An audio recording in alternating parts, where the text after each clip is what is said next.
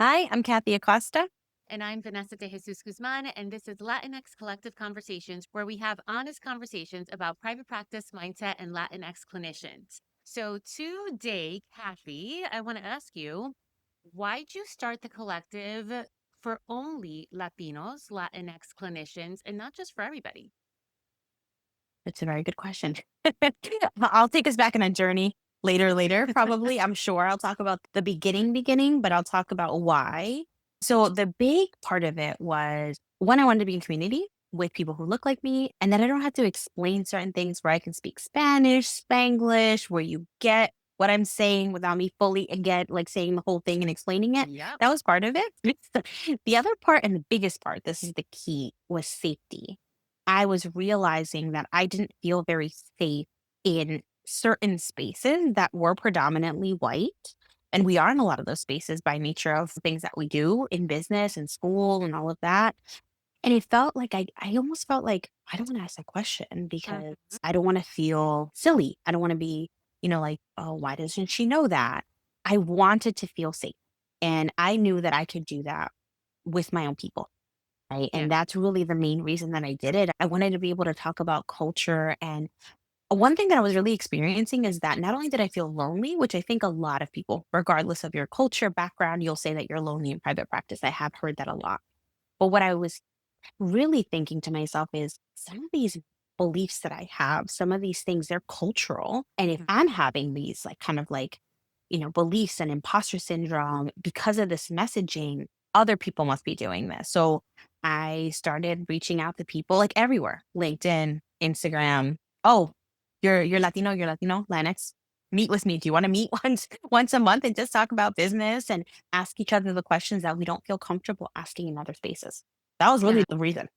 We've talked about this, how we've invest in ourselves and that's ongoing. But at the very, very beginning, I mean, thousands of dollars that I would just show up at a program. And were they educational and did I learn? Absolutely. But did I feel safe asking those questions? I did, because I thought whether it was from a place of judgment or these people have all of these resources. And a lot of the answers would be like, oh, but if not, you can just dot, dot, dot. And I'd be like, well, what is that? Or my parents don't have that. Or like trust. Like, just all of these different things that then you just turn inward. And it's not from a lack of confidence, but I really think it's not feeling safe to ask these questions without the fear of people being like, well, Yeah. why is it that you don't know that? Or why is it that you don't do that? Or why is it that your parents can't just step in? Oh, it's because they've come here in their 20s and I'm also ESL right along with them. And we had to just figure things out for ourselves as first gen Yeah. people. And you said something key that you just oh, that phrase. It was just I'm like, no, I can't just, I don't Right. know. Right. Or else I wouldn't be asking this question. And so that you just do this, or the almost feeling like I should know something that I didn't, it didn't feel safe. It didn't feel comfortable in those spaces at all. Absolutely. Yeah. But I have a question for you. So I feel like everyone has this moment. What was your moment that you're like, I'm going to do it? I'm going to go into private practice? Oh my goodness. Well, I always knew that I wanted to do private practice in addition to being a school counselor because educators just do not get paid enough at all. It was Yep. true 20 years ago. It's still true now. And I wish it weren't true in the future, but I don't have any proof to say different. But I was doing both school counseling from 8 o'clock to 3 o'clock and then would go part time into my office for 2 or 3 clients and then go home. And the days were just getting so long. So I was already thinking, like, oh, when would be a good time? And of course, my husband was like, no, you got to save more money. And then my dad was worried about, like, oh, how about the pension and the benefits? So just having all of that Yeah. internal talk. And I was like, well, when is going to be the right time? Because I'm already tired. I felt as tired as I was back when I was collecting the 4,800 hours to earn Yeah. my full licensure, where I was working all the time. I just bought that back when the goal was really to just do one job and live a little bit more of a simpler life after putting in all that time. But I remember it was October 5th because right after COVID, this was for back to school night. And we had to be in school in my office, but parents didn't have to go into the school. So, my question and all of our questions were, well, why can't we just do it from home if nobody was coming into the building? Why did the staff have to be Yeah. in the building? And I lived about 30, 35 minutes with traffic from where I worked. This was the day before my son's birthday, and we have a tradition that we would recap the year and what was the best part of being however old he was, and what are you looking forward to the next year, what you're going to turn tomorrow. And I remember racing back home, trying to make it on time to have our traditional moment. And as soon as I got home, my husband was like, nope, he fell asleep in our bed because he was waiting for you to get home. And that was my breaking point. And I was like, that's it, I'm done. Because I had one parent show up for me as a school counselor. So I sat there for 3 hours looking at an empty Zoom box and nobody came. And then I missed out on this time with my son. So that was my point that I was like, I'm done. I'm putting in my 60-day notice. And then I ended right before winter break, December 2021, and have been full time since January 1st, 2022. Wow. I actually never heard that story. Oh, That was yeah. the first I time. know. Yeah. But- Oh. Right when you said October 5th, I was like, wait a minute. That's the day Uh-huh. before his birthday. Oh man. So I mean, and it's also like you're talking about like systems that you had to work within that were making decisions for you and for your Right. life that didn't make sense. Like, why Yeah, did you and have have to no be there? choice. Yeah, Yes. that didn't make sense No at choice all, at at all. all, at all. But I'm sure No. you had a story, I'm assuming? Yeah, I do. I do. Like I said in the beginning, I'm taking. I knew eventually it would lead to this in my journey to private practice in the beginning and the first place. Right. So I'm trying to think when the conversation happened. I can't even tell you the exact date, right? But I knew from that moment. So I was negotiating my salary, which we are not taught to do, right? We are taught to be grateful for the things that we get. And I was like, no, I'm going to negotiate my salary. So to take it back a little bit, yes, I got my master's in social work. I'm in LCSW, all of those things, did all of my hours, but I actually did something not as traditional. I was working at a tutoring company while I was getting my master's, and they had people pay really good money to get their kids tutored, right? So I was making decent money. But while I was there, I started working with him a little bit more, the owner of the company, and started building. And I actually worked up to essentially being like, we called it like chief staff, like chief of staff, chief operating officer, kind of like it was like that was the position merged. But I did operations basically, lots of business stuff. I helped him build HR, build a team. He opened up two, I think actually maybe three tutoring centers while I was there. I was helping this man build his company, his legacy. And I His will forever be business. grateful. Yes, his business, right? I'll forever be grateful for what I learned, but it wasn't mine. I was not building my own. Mind you, by this time I was already fully licensed. I could have had my practice. I could have gone off on my own. So I'm having this conversation with him and we're negotiating which was so uncomfortable for me, like so uncomfortable, right? I was living the dream that my mom said, right? My mom, she came to this country when she was not even 20 years old and on her own. Well, she came with her sister first, her sister went back. And then she decided to stay here. And her first career was she did nails and hair. And she went to school, and I love hearing the story actually of my mom and how she had to do it, and she brought my tia in to be the person that she had to do her hair on and all of that, and her determination and all of that is beautiful, but that job is not a salary job, and you don't get benefits, Right. right? So, I would always hear, "You have to have, a job, salary, benefits." No, do that. That is your goal. Go to school, Yeah. get your grades, get whatever. Nobody can take your degree from you. Always heard that. And so it was a really uncomfortable conversation to even negotiate with this man. So I'm doing it. And then he says to me, these are the two offers that I'm going to present to you. This is salary, and you get this. Still didn't think it was high enough for where I wanted to be, but that was the one offer. Then he presents a much lower offer and then says, but with this one, you can make more, which I was like, what? How? What are you How? talking about, sir? Yes.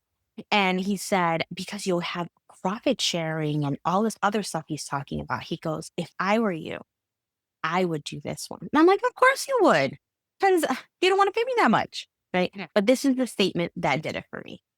He said, I'm a risk taker. And if you're a risk taker too, you would do this one because you're going to end up making more money here. And I was like, I can't tell you the things that I said in my head were not I'm sure nice. they were very Okay. colorful. Very colorful things. But in that moment, right? In that moment, I realized it hit me. A couple reasons why, right? I lived on my own since I was 19 years old. Right. So after like when I moved out to college, I never went back. I got my apartment while I was in college and I never came back home. Right. So I had always and no roommates. I lived on my own. So him saying to me, take a lower salary and take this risk, I'm like, and Who's who gonna pay your is bills? going to pay my rent and my bills and all of those things, right? So what a privilege, right? That he could say something like that. And thinking, right, he really and it made me think about all the other things that he's done, right? Again, I don't think this is a bad guy. I think this is a white man who doesn't understand his own privilege, that always had a safety net, that always had all of these things that he could rely on if his business did not go well. And mind you, he barely ever had a boss. He opened up Wow. his business straight out of college. Imagine that. Imagine if Did you we have that did, backing? I'm because you imagining like can. parents, Yes. like Yes. money. Yes, parents in finance, family members who've owned businesses for years and years and years, right? All of that though has helped me reflect on like, why was it so hard for me to go out and do it on my own when someone like him can so easily do it because of all of the resources and all of the privilege that they have. But that one little conversation, I was like, I'm out of here. And I'm planning, started plotting from that day of where when I was going all of that, it took that conversation of, wow, I need to do this for me. And I need to figure out my plan. Yeah, yeah. Yeah. But that's having huge awareness of what you didn't have, but also what he had. And sometimes when Mm. folks don't have that awareness, then you sit on that rock and kind of like go, well, why me? Why can't I do this? Why is it that other Yeah. people can get it together? Why is it taking me so long? But we have to remember, especially when you're first generation or anything around there, is that you don't have a blueprint to follow. You're figuring things out Yeah. on your own. And there's no book that says, 101. And if there is, it's 101, let's say, on here's how you do the clinical work. And then if it's Yes. business, here's how you do like the business stuff. But then in business, there's so many aspects, whether it be networking and marketing and like financial planning and all of these. That's a lot of 101 books that sometimes we just don't have the time or effort or energy to like do all the things, figure it out, and then put it into practice, which is why I love what we do. Yes. For sure. Because I mean, the amount of time, if you're reading this book and doing this class and doing this, like it's just the gap is so incredibly wide, Yeah. right? It's a huge gap to fill. And like you said, to second guess, like, well, if this person can do it, why can't I do it? And then we get into, well, this is why I can't do it because they have this, and that, and I'm never gonna have those things. Right. So these are the beliefs and the thoughts that we're fighting against when we are trying to decide, are we gonna open up a practice or not? Are we gonna have that business or not? Yeah. And meanwhile, then we have the voices in the back of your head, like you were saying, your mom, oh, but how about the pension and the security and the this and the that and all the things that we're taught to, this is what you should have in order to have a good safety net, right? When you're of Yeah. retirement age, instead of thinking of, well, what can I do right now to help me out now and later while taking a risk on myself, but feeling comfortable in taking that risk. Yes, 100%. Because, by the way, that offer had no retirement plan either. But it's really just beneficial for him in the end. Yes, yes. And you know what? As a businessman, he was doing what he thought was best for his business. And mind you, he knew all these things. I lived on my own. I took care of myself. Like he knew some of my background, but it was really that moment figuring out that there is a difference between us. Huge difference between us. But that didn't mean that I couldn't open up my practice. So that's when I started, right? Because the one thing, like I said, I'm incredibly grateful for that experience is I did get that experience, right? Yeah. Almost 10 years working with him that I gained business experience and that knowledge went right into my practice. Right? Everyone asked me, Kathy, were you ever a solo practice? I wasn't. I always knew I wanted a team. I always knew that I wanted a group practice. And I went straight into that because I could, because I had that business background. Right? Yeah. But that was the gap. That was the gap. And we talk about that. We talk about that gap a lot, right? There was a huge gap when we're Latinos, Latinx, Latine, and opening up the business because we may be the first one in our family to do it. We may be going against what our family is telling us to do. Like, girl, are you crazy? Stay at your job with a salary. That's such a huge risk to take to go into your own business and do all of that. Right. Yeah, yeah, definitely, Yeah. definitely fair thoughts. It does feed into what we do within the collective. And then we have not just the realities of things, but also as Latinos, the way that we are raised, those mindsets that are already implanted in us just because culturally, like, be humble, be grateful for what you have, like, accept like what it is because you have to. There's a lot Yeah. of that we all carry, regardless of what countries of origin we're from, that we just carry within us because our people have these beautiful hearts, Yeah. but sometimes they almost work against us and towards making that gap wider. Yeah. No, 100%, right? Or the not bragging or being humble. I guess business owners, we have to showcase what we do. We just Yeah. have to, and getting comfortable with that, or even like charging our worth, or feeling like, well, if I don't take all the insurances or insurance at all, then I can't serve my community and I can't give back. Like it's so many messages that work against us when we're opening up a business. Yeah, my people can't afford this, but no, like we, and Yeah, whatever, however you want to establish your business is should be dependent up to you and how you want to give, but not of a thinking or assuming of this is where our people are, because our people are doing great things. they are. And, kind of going back to what you were saying, that in the collective, that's what we're trying to do is close that gap, right? How can we give each other the resources and the knowledge and the mindset, right? You'll hear us talking a lot about mindset, right? Because of these messages and these beliefs, right? How can we close that gap? Right. And that is what one of our, well, I would say, honestly, one of the biggest goals with the collective. Right. Absolutely. And I love the name that we have for it, Saber y Sabor. Yes. It seems with a lot of sazón, but we talk about that. Like, what is it with everything that we teach, whether it be on a call or when we're having an educational program, we always insert that in because we Yeah. know that all of us carry that in one way or another. Yeah. Yeah, the way we view money, the things that happen, when we were younger with money, all of that, all of those messages is, it's what influences our day-to-day decisions. Whether we're fully aware of it or now becoming aware of it, that's a big influence. And there are big gaps that we're trying to fill and hope that we can help. It's one of the pieces that our community really walks away with. I mean, first, if they're walking into whether it be a virtual or in-person program and there's like salsa or like reggaeton playing in the background, Yeah. whatever it is, if it's in person, we have our food and supporting Latino-owned small businesses. So that piece is there, but then also talking about how do these things show up in your business? And I think that that's one of the things that our people walk away with the most because then they're fulfilled not only in their minds, but in their hearts as well with all of our different aspects that we infuse into our Yeah. programs. And another thing, something that you said made me think about is that our uniqueness, right, is needed in this field. People need us, right? And in spaces like private practice, and why I believe that so much is because I almost got burnt out at one of those jobs, right? So I had to get my clinical hours while I was also working at this company. And I was the only one who spoke Spanish. So that clearly meant I had to see double the clients than everybody else, but get paid only The $2 same. more. No, Oh, they only actually I fought for wow. $2, Vanessa, don't take my $2 away from me, okay? $2 an hour more, I fought for those. Another awkward conversation advocating for anything more because I spoke a whole 'nother language and had to have Right. more of a caseload, right? But in there, I felt I was getting burnt out. I was seeing someone who's 85 to then seeing someone who was 6, right? Like, Just such a because you spoke difference Spanish. just because. And now in private practice, I can do the work that I love to do. Throw a little Spanglish in there. You don't have to explain what sana sana means at all, right? And I get to work with the clients and that I feel like it's making a difference and an impact. That's why it's needed because we bring that uniqueness to working with our clients.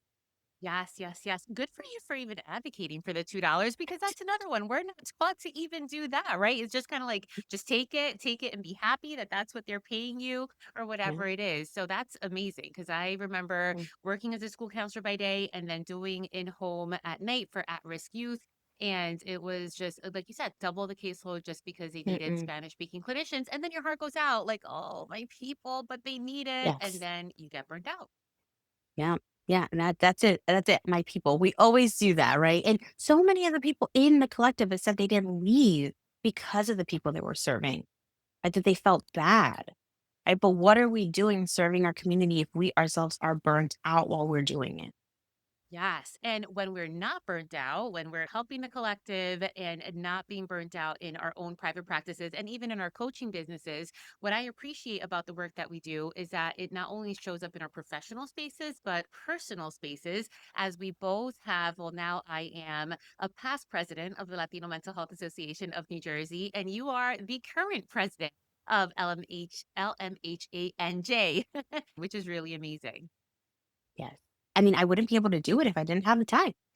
Absolutely no. Me living the past life where I was doing clinical work and having double the caseload of everybody else, and then, working at another business just so that I can make sure that I have the funds to do all the things that I can and maintain and all of that. I would not have been able to volunteer and do all these other things within our community that I really love doing now. It's only I can only do it because I have a business that I've built the way that I've wanted to, right? And that's another thing that we talk about a lot, right? That there's no one way to do this. You can build your practice the way you want it that fits your life. That if you want to go 3 days a week and work 12 hours straight, go ahead and do it. Want to work 6 days a week and you want to see two clients a day? Great. Right? That's what There's I so do. many ways to do it. Yes, there's so many ways to do it and so many different ways to accomplish the things that we want to accomplish and still get back to our community. Right. And when you're living that life, then you can give back and then you have greater impact for your clients and for outside of the therapy room, which that's what hits home the most. That whether it be through speaking or organizations, formal leadership, or just contributing in some way, that you're still giving back in the way that's meaningful to you because you chose it and not because it was chosen for you. One of the things that we do as a collective in giving back this year specifically is through our directory. Talk about that. Yes. So for the remainder of 2026 and hopefully beyond, we don't know. We're just talking about 2026 right now. The Connect Therapy directory is free to get yourself listed on. So if you are a Latinx therapist in private practice, you may go on to connecttherapydirectory.com, join, and it is free to join for all of 2026.